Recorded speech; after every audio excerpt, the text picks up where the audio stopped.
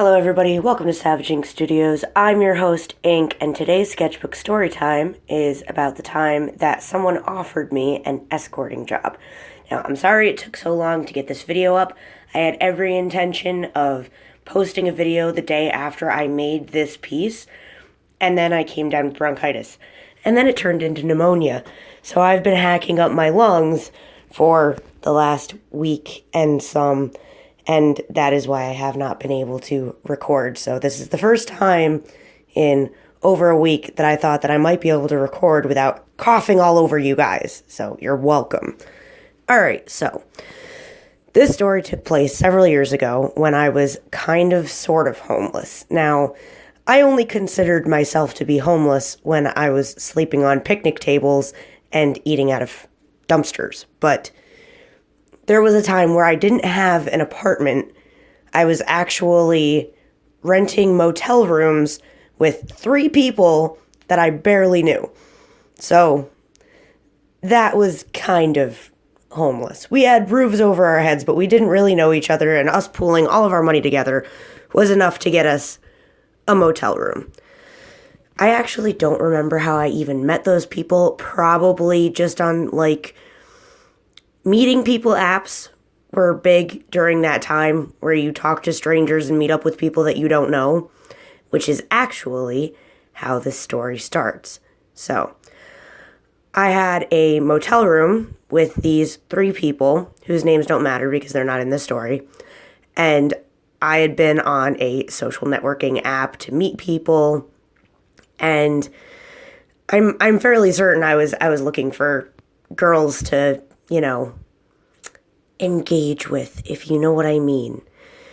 So I had found this gorgeous girl. Gorgeous. Had no idea why she would even be on, a dating, meet people, social media app, because she was just gorgeous, right? So I ended up sending her a message and inviting her over to my motel room. Now, at the time, I kind of, booted everybody out. That was our whatever, if you're gonna have someone over, then everyone else finds somewhere to be for an hour or 2. So this girl comes over, and, I like to get to know people first sometimes if I'm not drunk. Not anymore, obviously. I've been with Jude for 4 years now, 4 years. So I'm not doing that anymore. But back when I was very lonely and liked to just enjoy people's company for a night, I usually liked to talk with them first. So I, intended to talk with this gorgeous girl that I had invited over. And half expected her not to show up, and half expected that if she did show up, she was going to see that I was indeed living in this motel room and not just renting it to hang out with her, and then turn around and leave. But she didn't. She did show up, and she showed up in a teeny tiny miniskirt that did not cover her butt, and vinyl top, that shiny plastic material. I mean, she looked like she had just walked out of an adult toy store. So, I'm floored and very excited and very much looking forward to getting to know this lovely lady. So I invite her in, and we get chatting, and she asks what I do for work, and I tell her, and then I ask her what she does for work. And she says, it's funny that you ask. I run an escorting service.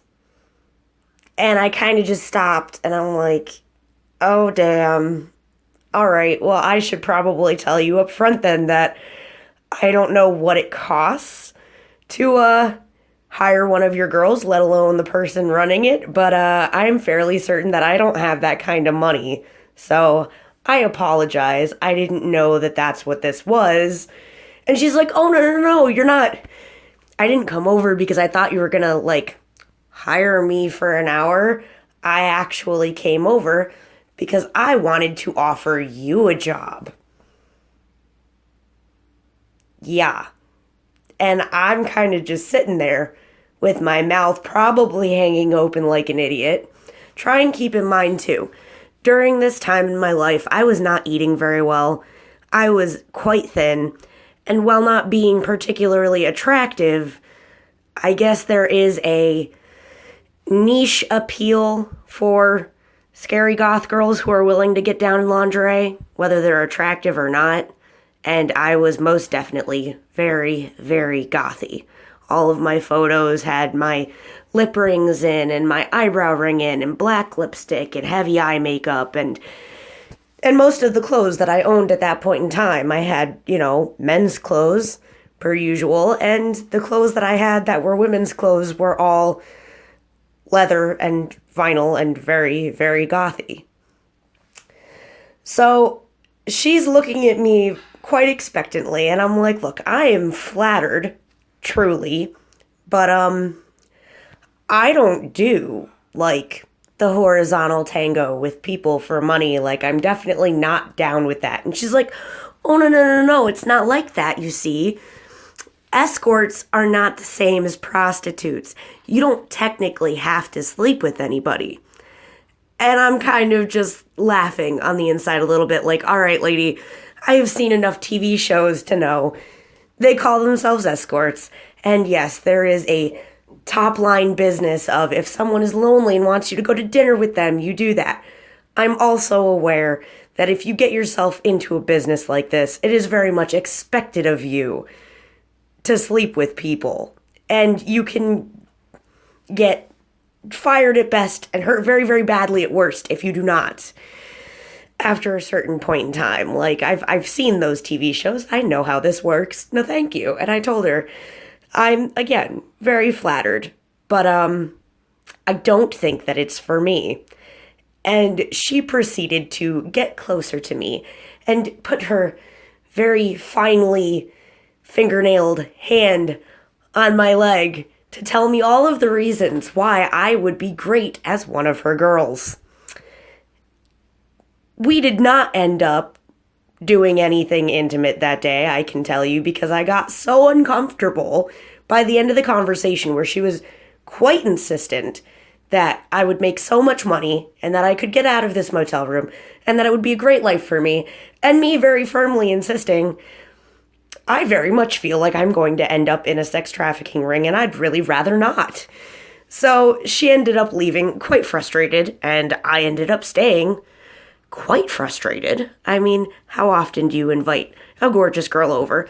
And not only does she show up, but she looks even better than her pictures, and she's dressed like that. And then she leaves, and nothing happens. So, needless to say, I was frustrated. She was pretty frustrated. And it honestly blew my mind. There had been, previous to that moment, someone had tried to get me into a stripping job, which I also denied. Not with the not thinking that I was going to have to sleep with people for money, just because that's not me. And I totally respect people who make their living that way, but it's not me. That's not what I'm comfortable doing. I don't like people touching me. I don't like people looking at me for extended periods of time unless they're looking at me like I'm some kind of weirdo. It's just not my thing. And if I turned down a stripping job, why on earth would I take an escorting job? Now, it has been a long time since anything like this has happened because I've gained a significant amount of weight. I've gained quite a few years. I look older and even less attractive.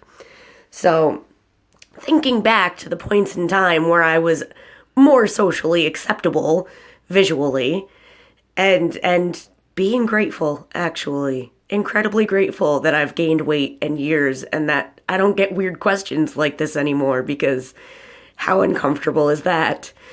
So, yeah, that is the story of the time that someone offered me an escorting job. You guys know the drill. Like, comment, subscribe. If you have any questions, comments, or suggestions, you know where to put them.